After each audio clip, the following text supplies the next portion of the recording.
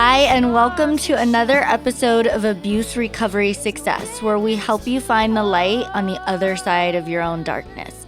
Today, I have an amazing and very patient guest for us. Her name is Nicole, blogger, and she's going to tell you a lot more about who she is, where you can find her, and her story. I'm really excited because I've been following you for a little while, Nicole, and I think you have a great story. You've got that strength. I'm so excited for my listeners to hear from you. So without further ado, welcome, Nicole. Hi, thank you so much for having me. Happy to be here. So I can tell you a little bit about myself. I'll try to give you like the long, short version. Okay.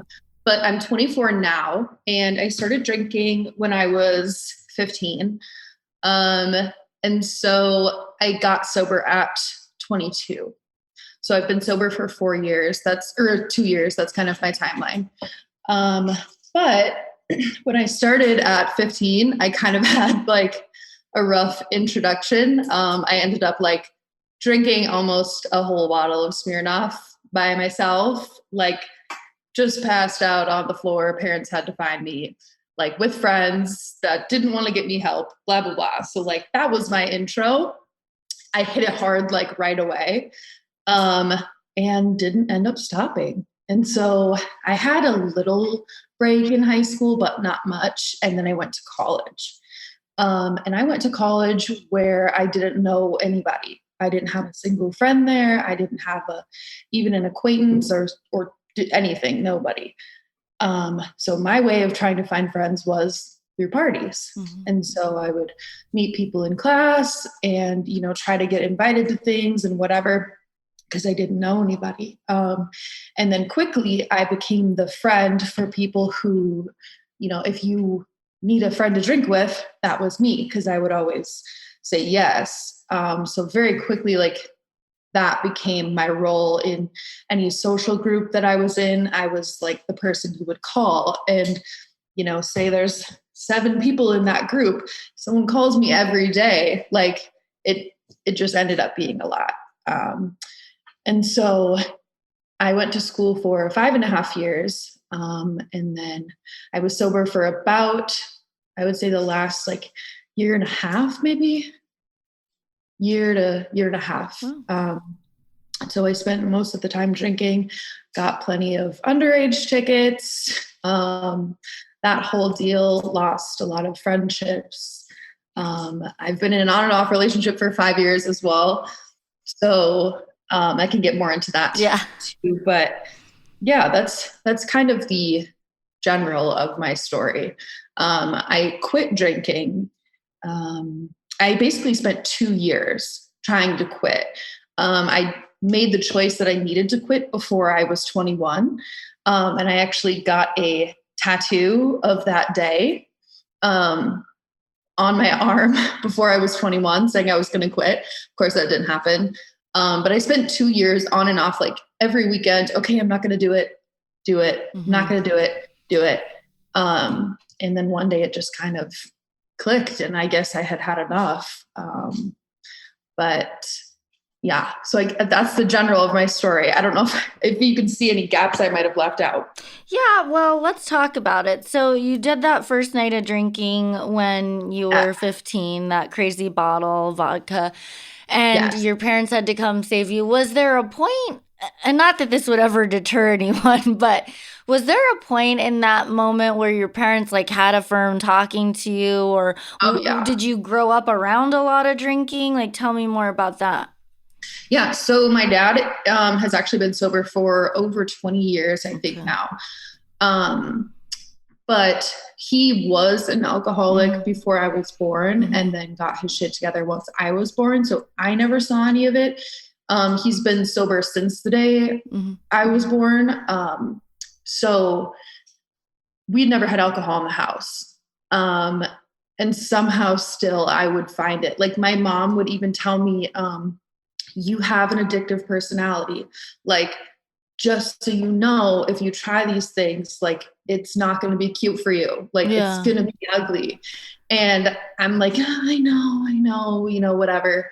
But you just don't think about it like that. You know what I mean? Like you don't think about it at 15 as a lifelong choice that you're making, you think about it as like a choice for that night, but it was a lifelong choice that I was making.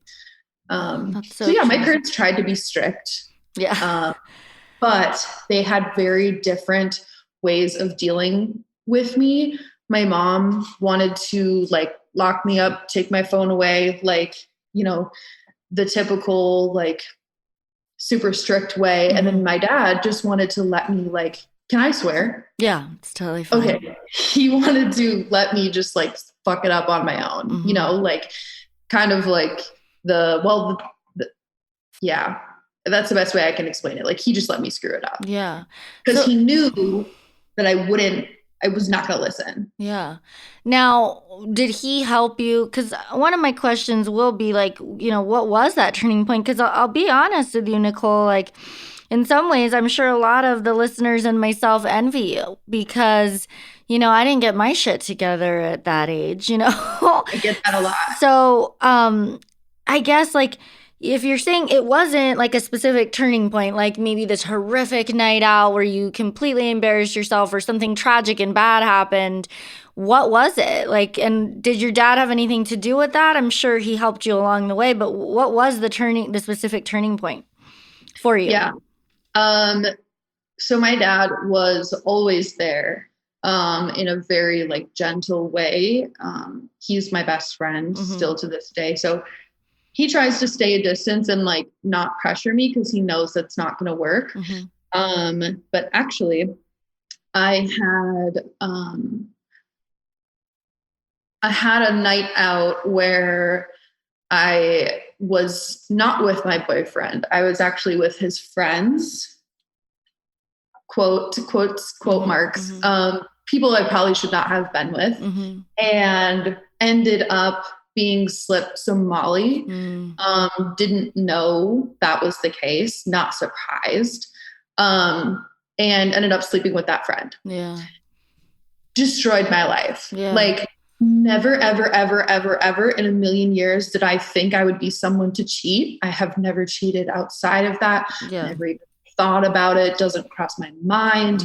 And that like shattered the image that I had for myself because I never thought that would be me. And I was like, holy shit. Like if I'm capable of doing that to someone that I've loved for years, like what is this turning me into? And so, which I've never really talked about that. But that is the reason why, things started to change. Yeah. And like, even after that, like a week after that, of course I tried, didn't work. Cause my boyfriend was still hanging on. Right. And it wasn't until he straight up was like, I'm done, figure this out on your own, that I figured it out. Because with him still in the picture, I think I was doing it for him and not for me. And then once he left, I was like, okay, like, this is it. I've got nobody left. I like have heartbroken the person I love the most, that was definitely the turning point. And funny enough, my dad would try to talk to me about it. But I was just so ashamed and like so embarrassed to admit what I had done to him because he obviously didn't raise me that way. Yeah. So yeah, that was the turning point. Well, thank you for sharing it with us. And, these things do help others. So well, especially I feel like as a woman too, like, I don't know. I feel like it's a little hard to admit that you've done something like that versus like guys, it's almost expected. Not that it makes it okay in any way, but like for girls, I feel like it's a little different admitting something like that. Yeah, I mean, there's a ton of things. I mean, I'm sober almost 3 years now, but it's like, I'm a mom and I had kids, and there's tons of things that, just whether it was not giving them the attention they needed or even some driving drunk with kids in the car, there's been things that I've done that, I would never have done, same thing, not who I was raised to be, shatters who you think you are, not something you're proud of. And I think alcohol takes us to this place where we have to, like, we're almost like out of our body, and it's horrific to wake up every day and have to know that you've done these things. So I think, you speaking about it means a lot.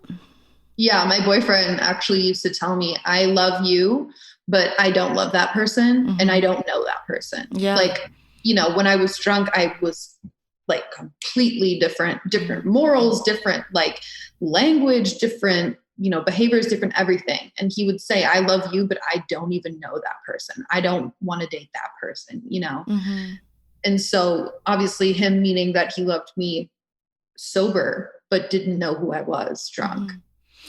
Tell me about this boyfriend. What? I said, tell me about this boyfriend. So you said it's off and on for 5 years, right? Yeah. Okay. He is like an absolute saint. Like I will try not to cry talking about him. But we met when I was 19. We were both servers at an Outback Steakhouse. Okay. And I thought he was like this weird guy. Like he was a new guy, whatever. And he would throw big parties. And so that was my attraction. I was like, okay, I don't really care to know this guy, but like, let me get into those parties, And so I did. He would let me in and whatever, and we would drink and have a good time. And one night, we ended up hooking up, of course. And I was like, okay, this is weird. Like we work together, can't do this. And then we ended up hanging out a few times sober. And it was just like, I'm not a relationship type person. So all my friends were like, you like him. Yeah. Like you do. And I was like, no, I don't. Like, I don't know what you're talking about, but we couldn't stop spending time together. So we started dating. We dated for about 2 years. And then the scandal, we'll refer to it, happened. And that tore us both apart in many different ways. And then it took about 8 months of him like straight up ghosting me. I would text him, call him, I'm so sorry, like blah, blah, blah. Nothing, radio silence. And then we both had a wedding that we were going to attend. So we knew we were going to see each other. And I texted him and I was just like, at this point I was sober too. Successfully gotten sober. We were both going to be at this wedding. And I was like, hey, like, do you want to talk before we see each other? This might be dramatic. And we ended up talking it out, and we've been like totally perfect ever since. Like ever since I got sober, we don't have arguments. We don't have like petty disagreements. We communicate so well. We sit down, we talk about our problems. Like we laugh, we have fun. It's never stressful. Like it's just crazy.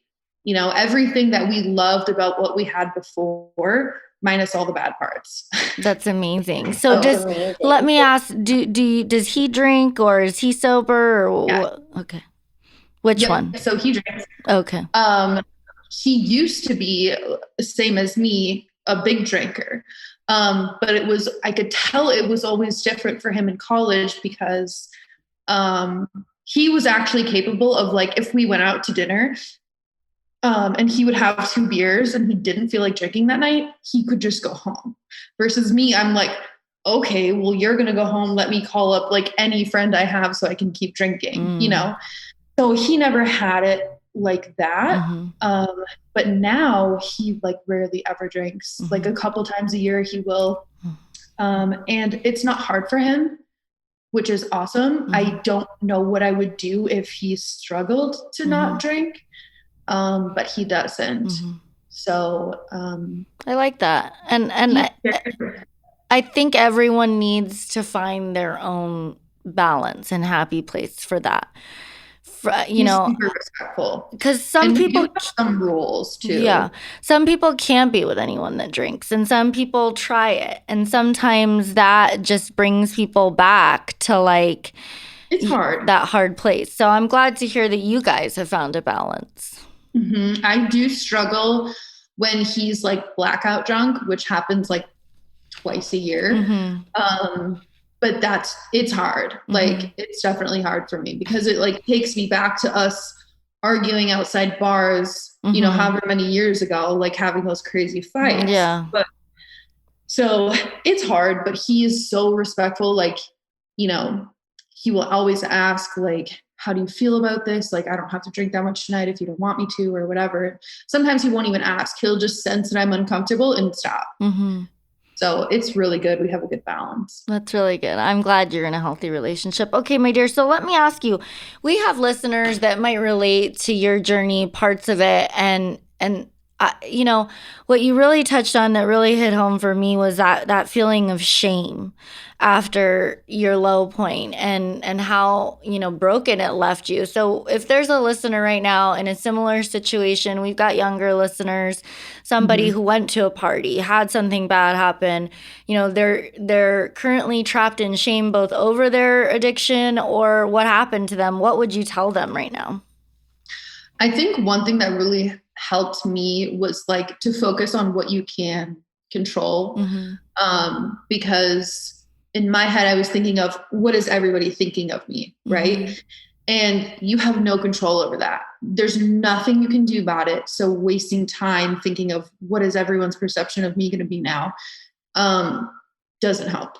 And so I think once I was able to kind of let that go, and I actually made a list of like, what can I do to improve the situation? One of those things obviously being getting sober. I just focused in on those like actionable steps and tuned out everything else. And that meant that I spent probably 3 months like in isolation. Like I didn't really talk to people. Of course I had like 1 or 2 good friends that I would talk to, but like, I just kind of went into hiding after that. 1, obviously, because I was shameful, but 2, because I just needed to like regroup, you know? So yeah, focus on what you can actually fix and not the scary other stuff. It's a great recommendation. I was so full of shame and so embarrassed. And I have like journals of me literally being like, I hate myself, you know? And like, that's so, it's awful. And it seems like it's not going to get better. And I remember telling my boyfriend over and over and over, I'm like, when is this going to go away? Because you can feel it in your stomach, you know, like, when is this going to stop feeling like this? And he was like, I don't know. You just have to give it time. And I think it took me maybe a year and a half where I started to like shed some of that guilt finally. You know? Oh, it does take time. And I don't know, like for me, I did the AA program. And I'd go to these rooms and people had all the talks about where they're at, you know, and I'm like, not happening for me. You know, I've blown my life up. I'm in hell. No one likes me, but it really does go away. And I'm chuckling about it, but that's because it feels, and the fact that you said that, it's so true. Like you feel it in your stomach. It's an awful feeling, but you get through it and you move on. Yeah. Okay. So let me ask you this. Who are you today, and what are maybe 3 daily habits and practices that you follow to keep you grounded? Like you just hit 2 years sober. Congratulations on that. And tell us like what are those habits and who you've made yourself into today that facilitate this kind of growth and sobriety? I think just listening to myself is the biggest one. I have pretty bad anxiety and OCD. And so some days I really just need a break. Unfortunately, in the beginning, I would associate taking a day off with being hungover. So if I'm laying in my bed and like just giving myself rest, I would feel loads of guilt because it reminded me of like laying in bed hungover. So I had to do like a lot of, you know, focusing on just because you're taking a break doesn't mean you're being lazy. Like you are allowed to do this. So I think listening to myself more on that end has been super helpful. And one thing that I think people don't often talk about is like, when I was in addiction, I felt like I was lying about everything, like even small things, even you know, stuff that didn't even matter. I got used to lying. And so I actually like for the first 6 months of sobriety, like forced myself to always, no matter what, say the truth.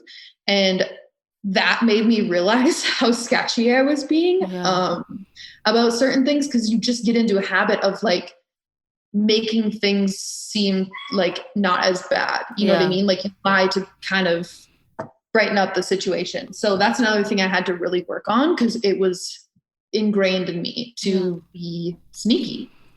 And I hated that. So definitely working on that too. And I would say, if anything else, cutting my circle. Like I call them bar friends. They're not your real friends. They're just homies, acquaintances. You can say what's up, but they're not really going to be there for you. So I cut out a lot of those people and just stick to my core friends. I love that. That. And let me ask you this. If you were going to, specifically, we talked about like what you would tell someone trapped in shame, but let's say that they are someone that is recovering and they're trying to get better, but they are still dabbling in those circles and they're having some suffering trying to balance, because you're younger and it's hard sometimes. Like why did you choose to cut out the bar friends, and what would you tell someone that's suffering and still trying to balance some maybe not so healthy relationships? I actually had a moment where I was with this group of friends that I did cut out, and we were at a bachelorette party, and I was watching them all drink, obviously, and I was sober, and I was just like, I kind of just want to have one drink. You know how that goes. And one of them, I shit you not, was like, you'll be fine. You'll be okay. Like, you could do it. You'll be okay. And I was just like, how many times have you picked me up off of the street downtown, like unconscious? Like, what are you talking about? And it was in that moment I was like, okay, these people like really do not have my back. They just want to see me like get up on the bar and do something crazy for their own entertainment. So that was really it for me. Like, once I started noticing those little things where people were using me really for their, like I said, entertainment, and not being like, that would probably turn out bad for you, So it's noticing those little things of like, also, I think doing that, though, you have to have a certain amount of respect for yourself to notice those things, because I had gained a little bit more respect for myself at that point. And I was able to notice that she was treating me like shit. But had I been on day one, and still been in like a total pit of shame, I might not have realized. Well, they have a saying, and it says, if you hang out in a barbershop long enough, you're going to get a haircut. So I think, that was you not only caring for yourself, identifying a toxic relationship or a person that doesn't care for you, but also like, hey, if I continue to hang out with these people, this is going to either look alluring or, I don't know. They even say that about cheating, about other things. If a guy hangs out with a bunch of married guys that cheat and don't think anything of it, the chances of him cheating are much more likely. So I think, what I tell people when listeners write in or call in and say, they're struggling with keeping old relationships, like, your recovery comes first. And, also like that saying, hurt people hurt people. Well, I say that all the time. When sick people they might have their own form of alcohol abuse or addiction, like misery loves company, and there's something wrong with them now when they see you choosing a different way. So, I mean, I can really respect all that you've done. Tell the listeners, like, I guess how they can find you if they want to follow you, get inspiration from you, because I know you're a blogger. We found you on Instagram. Tell us more. Yeah, so I am on Instagram as Booze Free Baddie. You can find me there. I am actually relaunching my blog in the next week or so. I'm super, super, super excited. It'll still be the same domain. It'll be my first and last name, NicoleNetell.com. But if you follow the Instagram, you'll see the update of me relaunching it. I have so many fun posts coming up. And I've decided I'm more of a writer than an influencer. Okay. So I'm going to stick to writing. Okay. Well, we'll be waiting. I know I'll be watching your Instagram to see when it's going to drop. That'll be really fun. And for the listeners, if you guys are wanting to get back into touch with us, abuserecoverysuccess.com. You can find my podcast on April Hill YouTube. You can find me on Instagram and TikTok on April_the_hills. Thank you, my dear Nicole. We had a rocky road finally getting you and recording. I'm sorry about all the chaos, but thank you. I think the listeners have benefited. I know I have from having you. Take care, my dear. Thank you.